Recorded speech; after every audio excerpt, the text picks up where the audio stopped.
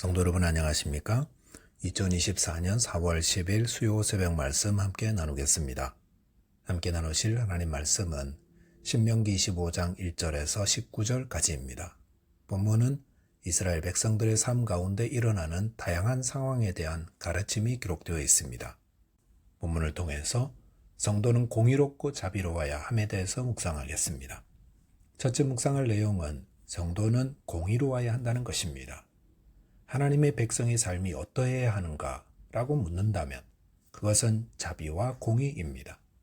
본문 1절에 보시면 사람들 사이에 시비가 생겨 재판을 청하면 재판장은 그들을 재판하여 의인은 의롭다 하고 악인은 정죄할 것이며라고 하였습니다. 사람들이 사는 곳에는 늘 시비라는 것이 생깁니다.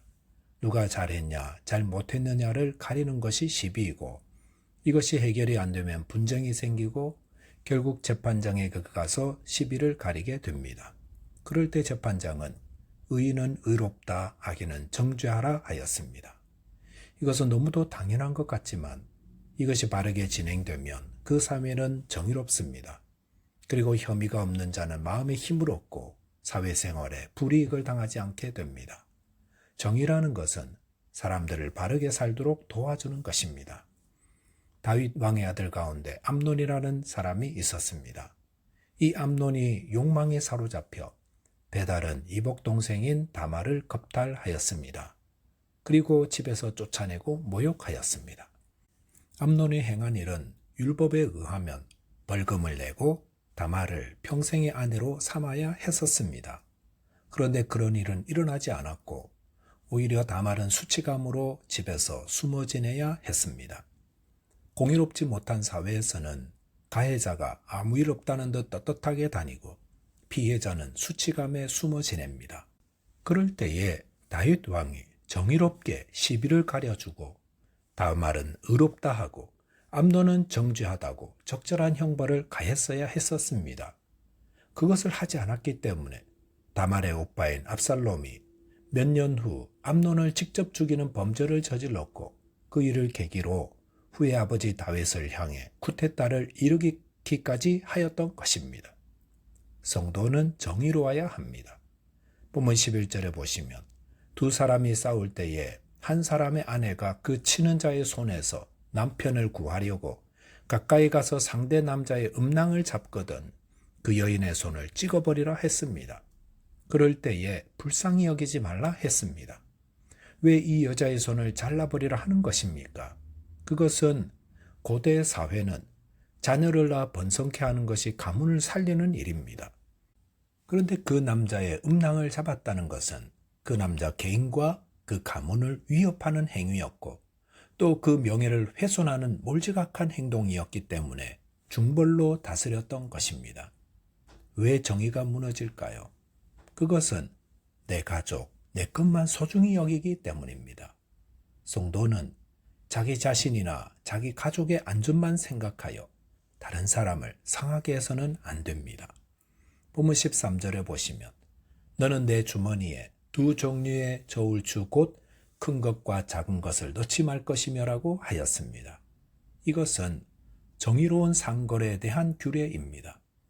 고대 시대에는 상거래를 할 때에 일정한 무게를 측정하기 위해 주머니에 돌로 만든 추를 사용하여 무게를 재었습니다.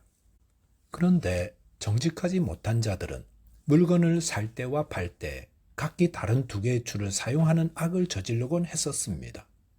이런 모습은 오늘날에도 동일하게 일어나는 일들입니다. 하지만 성도는 하나님과 사람들 앞에서 공의롭고 정의로워야 합니다. 저희가 사람들에게 행하는 모든 일들은 하나님 앞에서 행하는 것입니다. 하나님이 보고 계십니다. 본문에 주머니에 두 종류의 추를 넣지 말라 하셨습니다. 주머니 안에 두 종류의 추가 있다면 그것을 사용하고 싶은 유혹을 받을 텐데 아예 넣어두지 말아서 악을 행하려는 유혹 자체를 받지 않게끔 하라는 것입니다. 잠언 21장 3절에 보시면 정의와 공의를 행하는 것은 제사 드리는 것보다 여호와께서 기쁘게 여기신다고 하였습니다. 저와 여러분이 상거래뿐 아니라 삶의 모든 자리에서 정직한 삶을 살고 부당한 이익을 추구하지 않아 하나님을 기쁘시게 하는 자 되시기 바라겠습니다. 둘째로 묵상할 내용, 성도는 자비로워야 한다는 것입니다. 본문 2절과 3절에 보시면 악인에게 태형이 합당하면 재판장은 그를 엎드리게 하고 그 앞에서 그의 죄에 따라 수를 맞추어 때리게 하라. 40가지는 때리려니와 그것을 넘기지는 못할지니 만일 그것을 넘겨 매를 지나치게 때리면 네가 내 형제를 경히 여기는 것이 될까 하노라 하였습니다. 여기 보시면 정의를 이루기 위해 악인에게 태형을 때리려 할 때에 그 죄의 수에 맞게 때리게 하셨습니다. 그런데 40죄를 넘지 못하게 하였습니다. 왜냐하면 지나치게 때리면 그 형제를 경히 여기는 것이 되기 때문이라 했습니다. 경히 여긴다는 것은 치욕스럽게 만드는 것입니다. 태형은 범죄한 사람이 그에 합당한 징계를 받는 것이면서도 또한 자신의 잘못을 깨닫고 더 나은 사람이 되게 하려는 교화의 목적을 가지고 있습니다. 그것이 하나님의 형벌의 목적입니다. 그러므로 형벌은 치욕이 되지 않아야 하고 또한 심한 매질로 불구가 되지 않게 해야 합니다. 이것은 정의를 실행하면서도 자비의 정신을 잊어서는 안 됨을 말하고 있습니다. 본문 4절에서 곡식 떠는 소의 입에 망을 씌우지 말라 했습니다. 당신은 추수한 곡식을 타작마당에 널어놓고 그 위를 소들로 걸어다니게 함으로써 탈곡하였습니다. 이렇게 탈곡하다 보면 소들은 자연히 발 아래에 곡식을 먹게 되는데 그거 방지하려고 입에 망을 씌우는 일은 무자비한 행위로 보았던 것입니다. 하나님은 비록 짐승이라도 주인에게 유익을 주기 위해 수고하는 짐승에게도 정당한 대우를 주게 하신 것입니다. 하나님은 고용주가 자신을 위해 일하는 직원들을 이와 같이 인격적인 마음으로 대우하기를 바라십니다. 본문 5절 이하에서는 죽은 형제에 대한 의무가 소개되고 있습니다. 한 사람이 기업을 이을 자녀를 남기지 않고 죽은 경우 그의 형이나 동생이 그 형제의 아내를 자기 아내로 취해서 살게 하였습니다. 그렇게 함으로 형의 기업을 잇게 하였는데 이 제도가 존재하는 실제적 이유는 홀로 남게 된 미망인을 보호하기 위해서라 할 수 있습니다. 당시 사회에서는 여자가 살아갈 길은 구걸하는 것밖에 없었습니다. 그러므로 생계가 막막해진 이 미망인을 그 형제 중 하나가 아내로 데리고 살며 보호해 주는 것이었습니다.